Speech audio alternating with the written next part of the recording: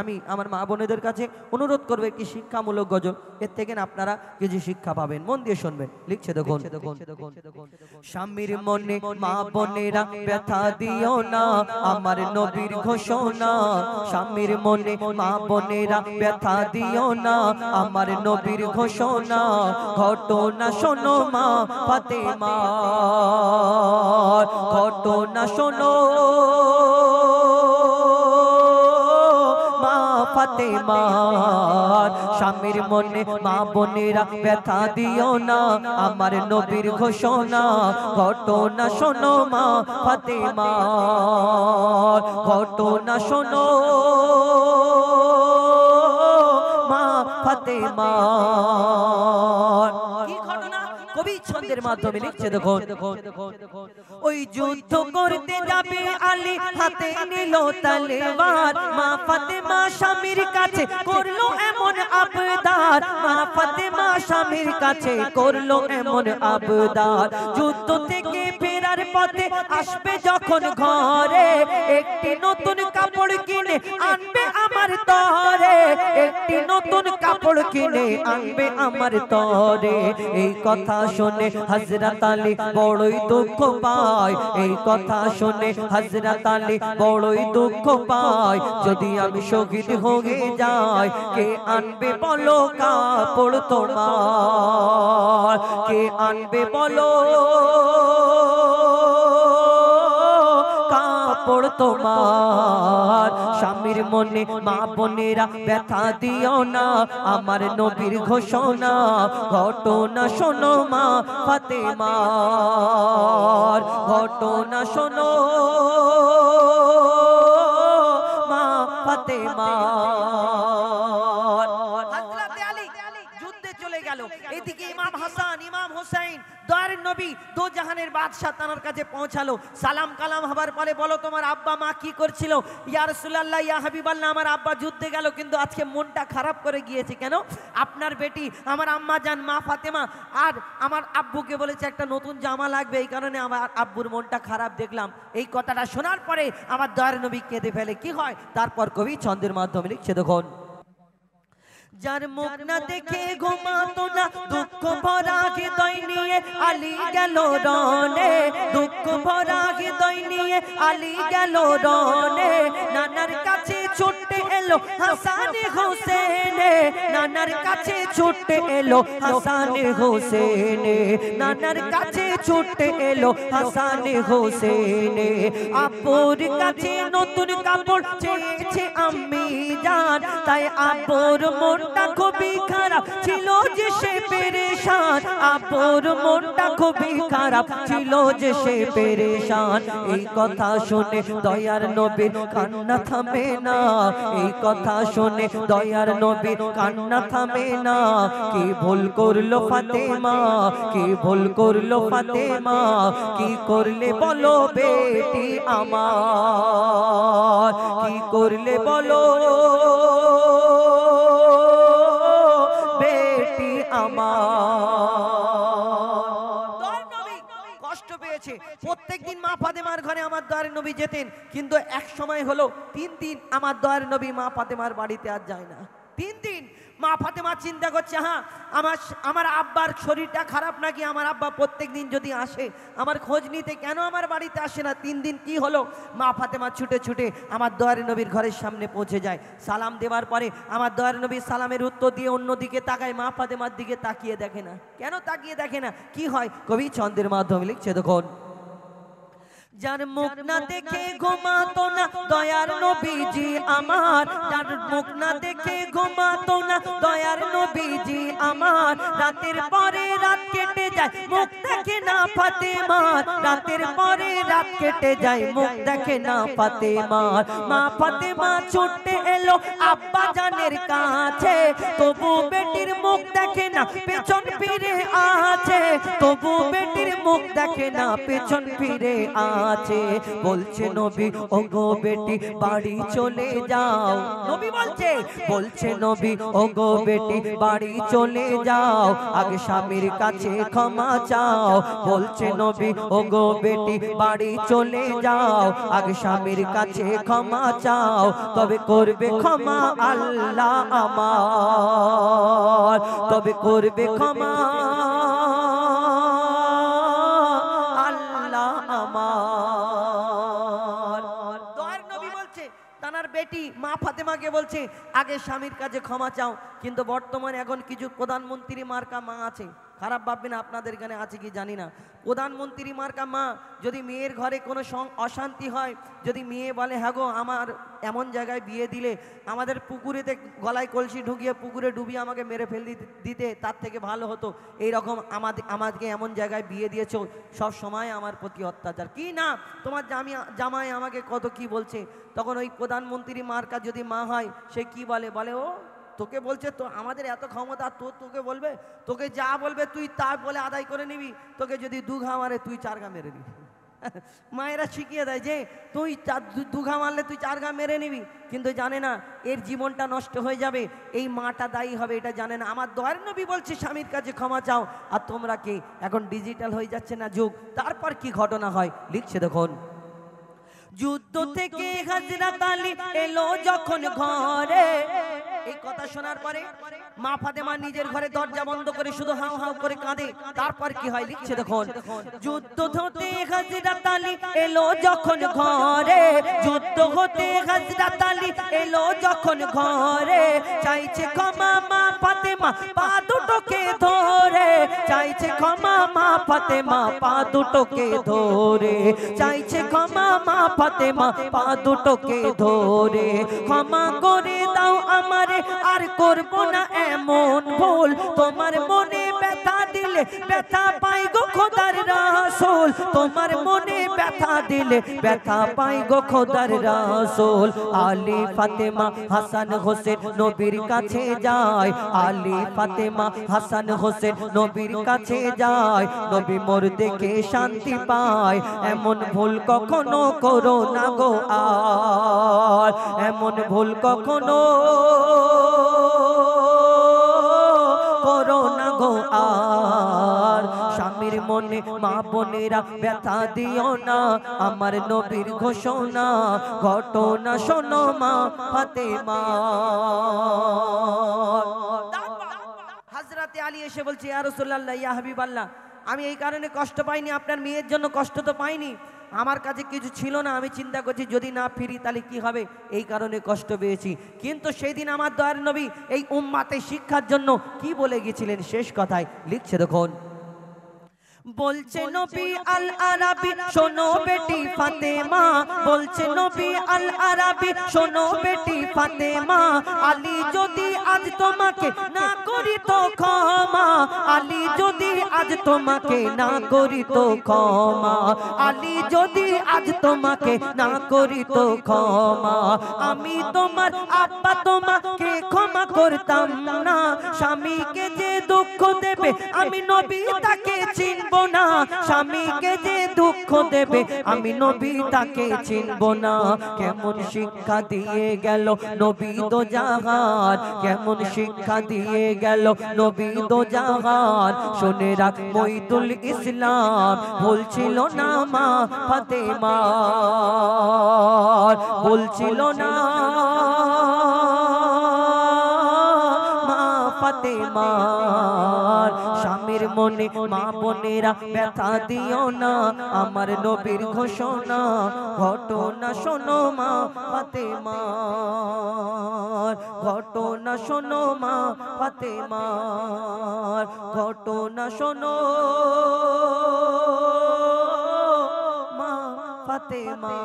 হাবিল কাবিল প্রশ্ন করে হাওয়া, না এই আওয়াজে হবে না, আমি জোরে বলতে হবে, হাবিল কাবিল প্রশ্ন করে হাওয়া, তোমরা মোদের বাপ মা তোমাদের মা বাপকে, হাবিল কাবিল প্রশ্ন করে হাওয়া, তোমরা মোদের বাপ মা তোমাদের মা বাপকে বলো গো মোদের বলো, বলো গো মোদের বলো কি তাদের নাম ছিল মোদের দাদা দাদি নানা নানি আছে কোথায় প্রশ্ন শুনে আদম হাওয়া হলো অবাক গো হাবিল কাবিলকে তারা কি দেবে জবাব গো দুজনে আল্লাহ বলে সিজদাতে যায় চলে দুজনে আল্লাহ বলে সিজদাতে যায় চলে বলে মাসুম ছেলে মোদের কাছে একই জানতে চায় হাবিল কাবিল প্রশ্ন করে হাওয়া তোমরা মোদের বাপ মা তোমাদের হাবিল কাবিল প্রশ্ন করে হাওয়া আদমকে তোমরা মোদের বাপ মা তোমাদের মা বাপকে আল্লাহ যখন আদম নবী মা হাওয়ার মিলন হলো আরাফাতের ময়দানে তানাদের জোড়া জোড়া বাচ্চা হয়েছিল দুনিয়া আসার পরে বাচ্চা হলো জান্নাতে তো আর বাচ্চা হবে না জান্নাত থেকে যখন দুনিয়া আসলো জোড়া জোড়া বাচ্চা হয়েছিল আল্লাহ একটা ছেলে একটা মেয়ে একটা ছেলে একটা মেয়ে দিয়েছিল এই কারণে যে দুনিয়ায় আর কেউ নেই কার সঙ্গে বিয়ে হবে তাই ভাই বোনের বিয়ে হবে হাবিলের বোনের সঙ্গে কাবিলের বিয়ে কাবিলের বোনের সঙ্গে আর হাবিলের বিয়ে কিন্তু এই হাবিল কাবিল প্রশ্ন করে তোমরা আমাদের জন্ম দিয়েছো তাই দুনিয়ায় এসেছি আমাদের দুধ পান করিয়েছো খেয়ে বড় হয়েছি লালন পালন করেছো বড় হয়েছি কিন্তু বলো তোমাদের কে জন্ম দিয়েছে পিতা আদম মা হাওয়া তাদের বাপ মা ছিল না তাহলে কি উত্তর দেবে বলো তোমরা তোমাদের কে দুধ পান করিয়েছে তাদের তো বাপ মা ছিল না কি উত্তর দেবে বলো তোমাদের কে লালন পালন করেছে কি উত্তর দেয় কবি ছন্দের মাধ্যমে লিখছে দেখুন ওই বলছে আদম শোন তোরা শোন মানব জাতির মাঝে সৃষ্টি আমি প্রথম ওই বলছে আদম শোন তোরা শোন মানব জাতির মাঝে সৃষ্টি আমি প্রথম মোর পাজিরার ঘাড়ে খোদা হাওয়াকে গড়ে আর গন্ধ খেলাম দুনিয়ায় এলাম জান্নাত ছেড়ে মোদের কেউ জন্ম দেয়নি মোরা মায়েরই দুধ খাইনি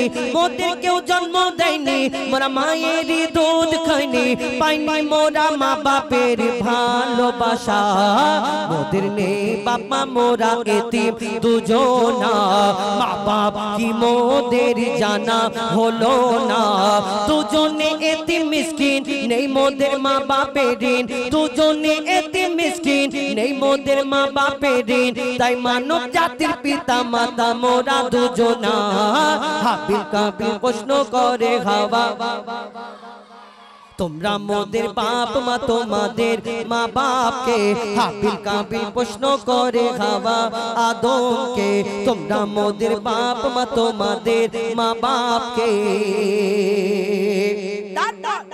আল্লাহ যখন আদম নবীকে সৃষ্টি করবে ফারিস্তাদের ডেকে বলে তোমরা দুনিয়া থেকে মাটি আনো আমি আদম সৃষ্টি করব কিন্তু সেদিন ফারিস্তারা বলে আল্লাহ আমরা যে তোমার ইবাদত করি এতে তুমি কি খুশি না হ্যাঁ আমরা তোমার ইবাদত করি আল্লাহ এতে খুশি না আল্লাহ বলে আমি যা জানি তোমরা তা জানো না তখন ফারিস্তারা দুনিয়া থেকে মাটি নিয়ে গেল আর ওই আদমকে সৃষ্টি করার জন্য আর যে আল্লাহকে ফারিস্তারা কেন বলেছিল আমাদের যেমন এই আদম জাতকে আল্লাহ সৃষ্টি করেছে ওনার ইবাদত করার জন্য তেমন এই আল্লাহ আমাদের আগে একটা জিন জাতকে সৃষ্টি করেছিল আল্লাহর ইবাদত করার জন্য কিন্তু সেই জিন জাত আল্লাহর এত নাফরমানি করতে লাগলো আল্লাহ বলল জিন জাতটাকে ধ্বংস করে দাও তো ফারিস্তারা বলল আল্লাহ তুমি তো জিন জাত বানালে তোমার ইবাদত করলো না আবার বলছো আদম বানাবে তোমার ইবাদত করবে কিনা কেমন হবে না হবে জানি না আল্লাহ বলে আমি যা জানি তোমরা তা জানো না তো ফারিস্তারা যখন মাটি নিয়ে গেল তারপর কি হয় কবি ছন্দের মাধ্যমে লিখছে দেখুন ওমর আল্লাহ যখন বলে গড়ব আদম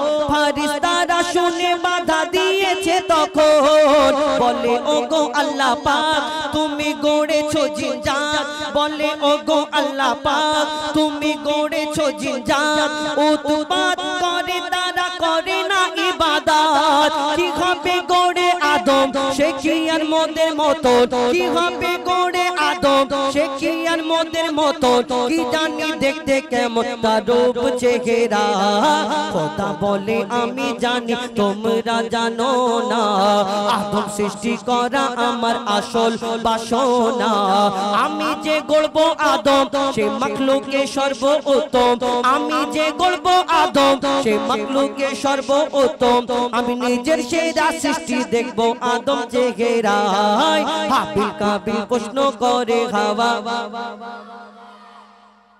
তোমরা মোদের বাপ মা তোমাদের হাবিল কাবিল প্রশ্ন করে হাওয়া শোনো, এখানে আমাদের লাইভ দেখানো হচ্ছে, লাইভ।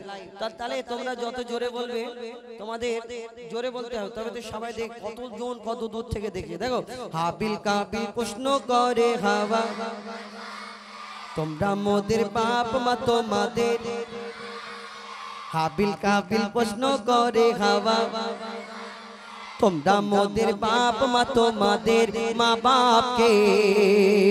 তারপরে আল্লাহ যখন মাটি নিয়ে আদম নবীর দেহটা সৃষ্টি করার পরে আবার আল্লাহ ফারিস্তাদের ডাকে বলে তোমরা আমার আদমকে সিজদা করে নাও। সেই দিন সব ফারিস্তা এলো, আল্লাহর হুকুমে সিজদা করে নিল। একমাত্র একজন ফারিস্তা সিজদা করলো না, যার নাম হলো আজাজিল, যাকে ফারিস্তাদের সর্দার বলা হতো। কেন সেই আজাজিল সিজদা করলো না? আজাজিলটা তাহলে কে? শুনে রাখুন, সেই জিন জাতটাকে যাকে আল্লাহ যাদের ধ্বংস করতে বলেছিল সবাই ধ্বংস হয়ে গেছিল, তাদের মধ্যে একটা ছোট্ট বাচ্চা বেঁচে রয়ে গেছিল। এই বাচ্চাটা ইবাদত করতে করতে কম বেশি 6 লক্ষ বছর ধরে ইবাদত করার পরে যার নাম হলো আজাজিল, যাকে ফারিস্তাদের সর্দার বলা হতো, যার মনেতে একটু অহংকার ছিল। এই দুনিয়াতে আমরা অহংকার করি না, আমি সুন্দর দেখতে, আমি এই আমি ওই ওর মনেতে অহংকার ছিল যে আমি জিন জাত, আমি আগুনের সৃষ্টি, আর আমি এই মাটির পুতুল, মাটির আদমকে সিজদা করব। এটা কেমন করে হয়? আল্লাহ জানেন আমি এর থেকে দামি। এই চিন্তা যখন তার মনে ঢুকে গেল, সেই দিন আর আজাজিল রইল না। কি হলো? কবি ছন্দের মাধ্যমে লিখছে, দেখো, দিল আল্লাহ আওয়াজ, শোনো শোনো সব আজ, দেখো আমার গড়া সৃষ্টির সেরা মাখি লোকের তাজ। এমন সাধেরই আদম একে গড়েছি এমন, সারা কায়নাতের জ্ঞান তার মাঝে দে গোপন। আদমকে তোয়া করে নে তোরা সিজদা করে, আদমকে তোয়া করে নে তোরা সিজদা করে, এই সুযোগ দিলে ছেড়ে পাবি অভিশাপ। আজাজিল বলে আমি সিজদা দেব না, আদমের থেকে আমি দামি, খোদা কি জানে না? সে শুনলো না খোদার কথা, ঝুঁকলো না তার মাথা, শুনলো না খোদার কথা, ঝুঁকলো না তার মাথা। সাথে সাথে আজাজিল শয়তান হয়ে যায়। হাবিল কাবিল প্রশ্ন করে হাওয়া, তোমরা মোদের বাপ মা তোমাদের। হাবিল কাবিল প্রশ্ন করে হাওয়া, তোমরা মোদের বাপ মা তোমাদের মা বাপকে। বলো গো মোদের, বলো বলো গো মোদের, বলো মোদের দাদা দাদি নানা নানি। হাবিল কাবিল প্রশ্ন করে হাওয়া, তোমরা মোদের বাপ মা তোমাদের মা বাপকে। ঠিক আছে, খুশি? হ্যাঁ, এইবারে আমার প্রাণ মদিনা, আমার জান মদিনা, আমার প্রাণ মদিনা, আমার জান মদিনা।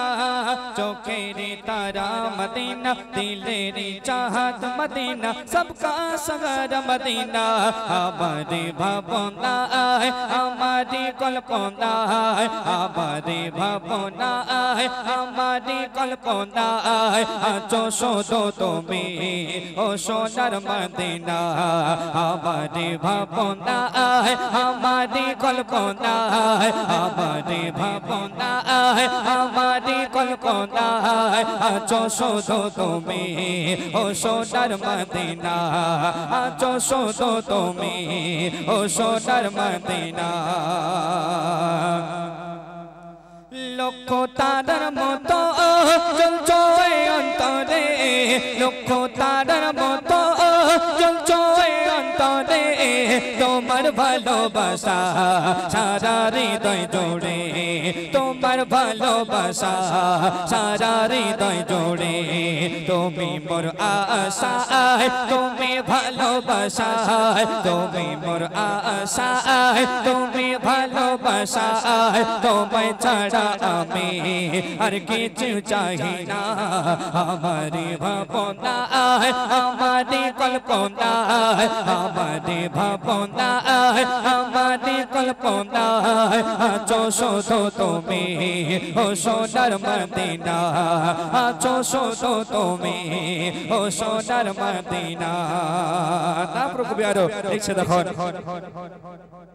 তোমার বুকে শুয়ে আছে দয়ার নবী তোমার বুকে শুয়ে আছে দয়ার নবী যে নবীর ওসিলায় তামাম সৃষ্টি সবে যে নবীর ওসিলায় তামাম সৃষ্টি সবে যে নবীর পাশে নাই যে নবীর পাশে নাই ইশকে আতর ঝরে যায় যে নবীর পাশে নাই ইশকে আতর ঝরে যায় সেই নবীর ওসিলায় ধন্য ও মদিনা আমারে ভাবনা আমারে কল্পনা আমারে ভাবনা আমারে কল্পনা আছো শুধু তুমি ও সোনার মদিনা আছো শুধু তুমি ও সোনার মদিনা শেষ কথার মাধ্যমে কবি লিখছে দেখো দুই দিকে দুই সাথী নিয়ে নবী আমায় দুই দিকে দুই সাথী দুই দিকে দুই সাথী একদিকে দুই সাথী নিয়ে নবী আমায় একদিকে দুই সাথী নিয়ে নবী আমায় তোমাদের বুকেতে নিরালাতে ঘুমায় একদিকে দুই সাথী নিয়ে নবী আমায় একদিকে দুই সাথী নিয়ে নবী আমায় তোমাদের বুকেতে নিরালাতে ঘুমায় তোমাদের বুকেতে নিরালাতে ঘুমায় মুজিবুল আকবার নয় বাদে বাদে যে চায় মুজিবুল আকবার নয় বাদে বাদে যে চায় হায়াতের জিंदगीতে দিদারে মদিনা আমারে ভাবনা আমারে কল্পনা আমারে ভাবনা আমারে কল্পনা আছো শুধু তুমি ও সোনার মদিনা আছো শুধু তুমি ও সোনার মদিনা যাব কবে সে পাই যেথায় মোর নবী রয় যাব কবে সে তাই যেথায় মোর নবী রয় যাব কবে সে তাই যেথায় মোর নবী রয় বেকুল আমারে মন আর থাকতে পারি না আমারে ভাবনা আমারে কল্পনা আমারে ভাবনা আমারে কল্পনা আছো শুধু তুমি ও সোনার মদিনা আছো শুধু তুমি ও সোনার মদিনা আছো শুধু তুমি ও সোনার মদিনা